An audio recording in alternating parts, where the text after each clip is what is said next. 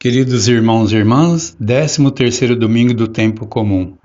Na primeira leitura do livro da Sabedoria, capítulo 1, de 13 a 15, capítulo 2, de 23 a 24, está escrito: Não foi Deus quem fez a morte, nem ele se alegra com a perdição dos vivos. Pela criação, deu o ser a todas as coisas, e o que nasce no mundo destina-se ao bem. Em nada existe o veneno que mata, nem o poder da morte reina sobre a terra, porque a justiça é imortal. Deus criou o homem para ser incorruptível e fê-lo à imagem da sua própria natureza. Foi pela inveja do demônio que a morte entrou no mundo, e experimentaram-na aqueles que lhe pertencem. Irmãos e irmãs, a morte não procede de Deus, mas ela é filha da inveja, do ódio e do orgulho. A morte é filha da divisão e da destruição. A morte é filha do pecado e da negação da misericórdia. Jesus vem para nos ensinar que Ele é o Senhor que dá vida e que a morte não tem poder. Este texto nos ensina que somos criados à imagem e semelhança de Deus e que por isso não devemos obediência ao pecado. Somos chamados a agir guiados e conduzidos pela misericórdia. O poder da morte não suporta a força do perdão, porque perdoar é sagrado e nos conduz para a eternidade do convívio de Deus. Não podemos dizer que quem vive na vida de pecado pertence ao diabo, pois nos é revelado nas Escrituras Sagradas que, mesmo tendo pecado, o homem pode voltar ao convívio de Deus. É por isto que Deus nos concede a graça do arrependimento e do perdão. Não podemos ficar condenando e julgando o outro, porque Deus é salvação e misericórdia eterna.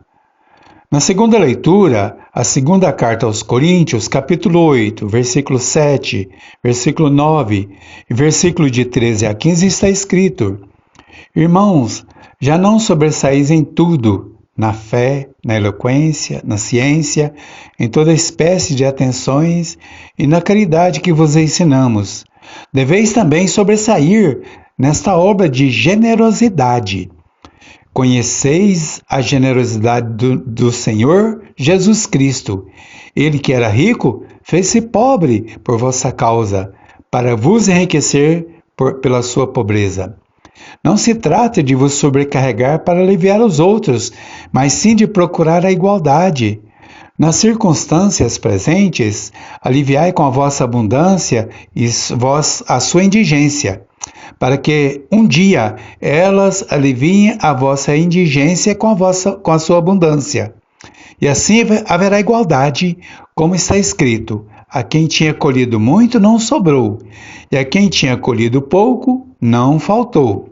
Irmãos e irmãs, Paulo incentiva as comunidades a praticarem a entreajuda e a partilha no atendimento aos mais necessitados, para que não aconteça o enraizamento da miséria. Desde o Antigo Testamento, o socorro ao estrangeiro, ao órfão e à viúva era praticado pelas 12 tribos, no cuidado de que ninguém ficasse sem a colheita necessária, no sustento da família e das comunidades.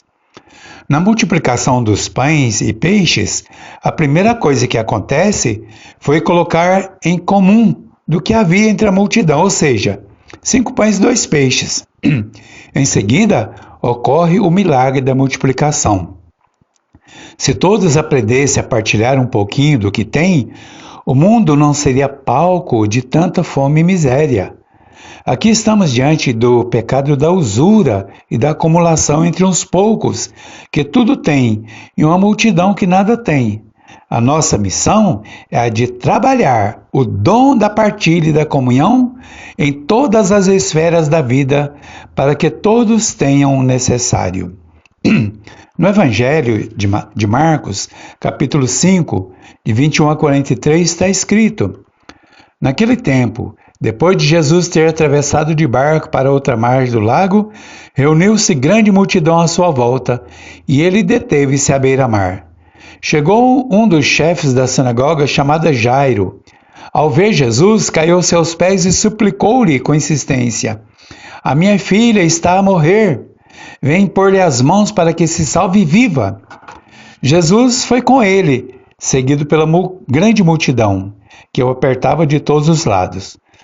Na caminhada, certa mulher que tinha fluxo de sangue havia 12 anos e que sofrera muito nas mãos de vários médicos e que gastara todos os seus bens sem ter conseguido resultado, antes piorava cada vez mais, tendo ouvido falar de Jesus, veio no meio da multidão e tocou-lhe por trás no manto, dizendo: se eu ao menos tocar suas vestes, ficarei curada.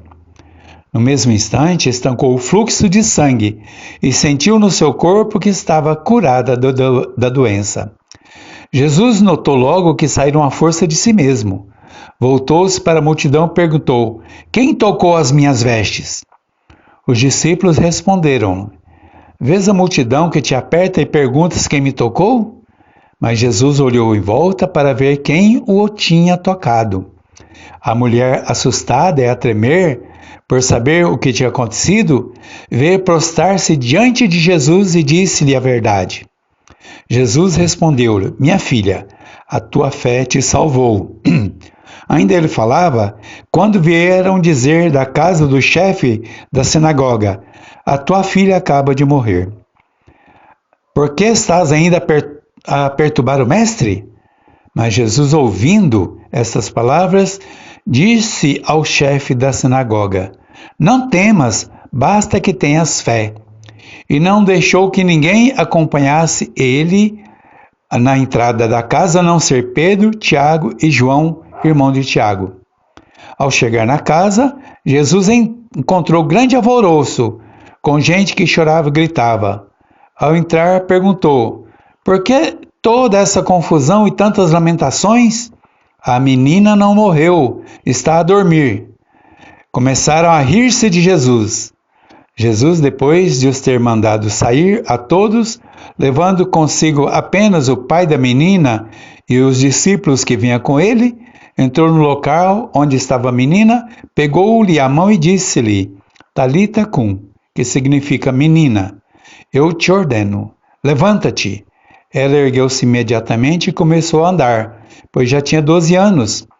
Ficaram todos muito maravilhados. Jesus recomendou-lhes insistentemente que ninguém soubesse do caso e mandou dar de comida à menina. Irmãos e irmãs, temos diante de nós duas situações de negação da vida. A mulher que perdia sangue há 12 anos e a menina que acabara de morrer. Com relação à mulher, ela era vista como uma amaldiçoada, pois não podia conceber um filho. Era vista como uma pecadora a ser evitada. Mas a fé lhe dava certeza de que bastava tocar a veste de Jesus e seria curada. A mulher havia gasto tudo o que tinha e mesmo assim não parou a sua busca de cura. Ao entrar no meio da multidão para trocar as vestes de Jesus, ela corria o risco de ser apedrejada. Já a Jairo, ao recorrer a Jesus para a cura de sua filha, que passava por grave doença, Jairo é aconselhado a voltar e a enterrar a filha. A multidão na casa de Jairo acreditava ser o fim. A família, parentes e amigos já preparavam a sepultura da menina. Mas Jairo não se abala, não se desanima e segue em busca da cura. Jairo vai contra tudo e contra todos para salvar a vida da filha. Irmãos, Deus não fica reparando a situação e a condição social ou doença de quem está dominado pelo mal. O Senhor olha a nossa fé, olha a nossa perseverança, a nossa busca de solução. Deus quer uma fé persistente, que não se entrega, que não aceita a morte como fim. Esta é a nossa missão. Irmãos e irmãs, que a graça, misericórdia de Deus esteja com todos. Amém.